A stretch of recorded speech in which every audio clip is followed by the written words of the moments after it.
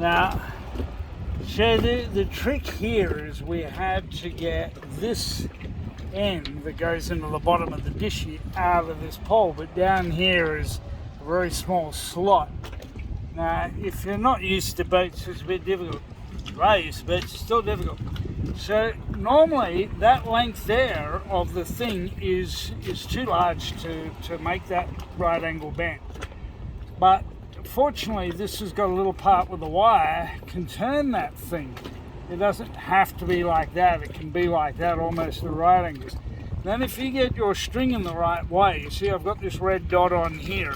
So if I pull that string, that'll make it more of a bend. So when it was coming up out of there, I was able to bend it like that and get it up the hole. And I don't know quite how we got something that long through a hole that big. That long through a hole that big, but it did. And it worked. So we've got it up here. Now we just strip that stuff off and we're ready to put Dishy in.